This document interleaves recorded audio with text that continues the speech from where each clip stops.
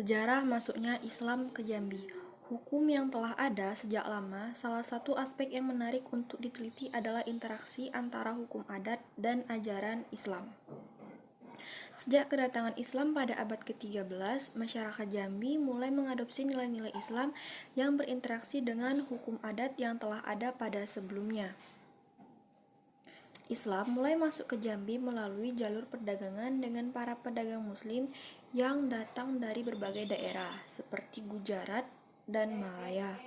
Proses ini tidak hanya membawa agama baru, tetapi juga sistem nilai, budaya, dan hukum. Sebagai hasilnya, masyarakat Jambi mulai mengadopsi ajaran Islam ke dalam kehidupan sehari-hari, yang kemudian berinteraksi dengan tradisi hukum adat. Sebelum kedatangan Islam, hukum adat di Jambi itu telah berfungsi sebagai pedoman dalam kehidupan masyarakat, yang mana hukum ini itu bersifat lokal, tidak tertulis, dan diwariskan dari generasi ke generasi. Terdapat beberapa aspek penting dari hukum adat Jambi, antara lain yang pertama adalah sistem kekerabatan.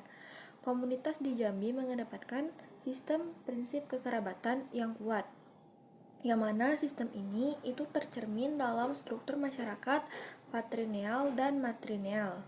Yang kedua adalah penyelesaian sengketa. Proses penyelesaian sengketa itu dilakukan secara musyawarah, yang mana dalam proses musyawarah ini masyarakat melibatkan tokoh masyarakat yang dihormati untuk mencapai suatu kesepakatan dalam menyelesaikan suatu masalah. Sejarah masuknya Islam ke Jambi merupakan bagian penting dari perkembangan sosial, budaya, dan agama yang ada di wilayah tersebut. Terdapat beberapa gambaran umum mengenai proses masuknya Islam ke Jambi. Yang pertama adalah perdagangan dan hubungan maritim. Pelabuhan perdagangan Jambi terletak di jalur perdagangan strategis antara Sumatera dan Malaka, sehingga dengan adanya ini kapal-kapal perdagangan dari berbagai daerah termasuk Arab, India, dan Cina itu sering melewati wilayah ini. Dan para pedagang muslim membawa serta ajaran Islam. Yang kedua adalah interaksi kultural, yang mana interaksi antara pedagang muslim dan produk lokal itu membantu dalam penyebaran agama Islam. Karena para pedagang tidak hanya berbisnis, tetapi juga menyampaikan nilai-nilai dan praktik Islam dalam berdagang. Yang kedua adalah peran ulama dan dakwah. Yang pertama adalah ulama lokal. Beberapa ulama dan mubalik dari berbagai daerah seperti Aceh dan Malaka itu datang ke Jambi untuk berdakwah. Mereka itu sangat berperan penting dalam memperkenalkan ajaran Islam pada masyarakat lokal. Mereka seringkali menggunakan metode yang akomodatif, sehingga metode itu dapat mudah diterima oleh orang-orang yang berpegang pada tradisi adat pada waktu itu. Yang kedua adalah pendidikan agama. Pendidikan establishment pesantren dan lembaga pendidikan Islam di Jambi itu memberikan kontribusi dalam penyebaran agama Islam. Yang ketiga adalah politik dan kekuasaan, yang mana sultan dan penguasa lokal masuknya Islam ke Jambi juga mendapatkan dukungan dari penguasa lokal.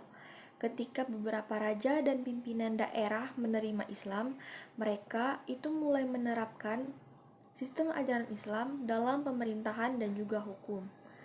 Yang kedua itu dalam kerajaan Jambi, yang mana kerajaan Jambi yang berdiri pada abad ke-16 berperan sebagai pusat penyebaran Islam di wilayah tersebut, di mana raja yang memeluk agama Islam menjadi contoh bagi rakyatnya untuk menganut agama baru ini. Jadi pada waktu itu seorang raja atau pemimpin mereka sudah memeluk agama Islam, baru rakyat-rakyatnya itu mencontoh para penguasa itu menganut agama Islam ini. Jadinya rakyat itu mengikuti pemimpinnya yang menganut agama Islam. Yang keempat adalah penerimaan dan sinkretisme, yaitu masyarakat Jambi menerima Islam dengan cara yang bersifat sinkretis, yang mana mengintegrasikan seberapa unsur budaya dan adat yang sudah ada dengan ajaran Islam. Hal ini itu terlihat dalam pelaksanaan ritual dan adat tertentu yang masih dipertahankan sambil mengadopsi nilai-nilai Islam, yang mana dalam pelaksanaan ritual itu belum menghilangkan tradisi yang mereka lakukan, tetapi sambil ada suatu inovasi dalam ajaran Islam. Berarti secara perlahan-lahan, tidak terburu-buru gitu. Yang kelima adalah penyebaran melalui sastra dan seni. Selain perdagangan dan pendidikan, penyebaran Islam juga dilakukan melalui karya sastra dan seni, yang mana dalam hal ini itu mendukung ajaran Islam, misalnya dengan berbagai faktor yang mempengaruhi. Mungkin melalui seperti lukisan, itu dengan membuat kaligrafi gitu ya. Baik, yang keenam adalah penyebaran melalui komunitas muslim yang terbentuk juga memainkan peran penting dalam perkuat ajaran Islam dan membentuk identitas Islam di Jambi. Yang kedua adalah peran perempuan. Perempuan itu memiliki peran dalam penyebaran Islam melalui kegiatan sosial dan pendidikan di komunitas. Islam mulai mengakar di Jambi pada abad ke-15 hingga ke-16.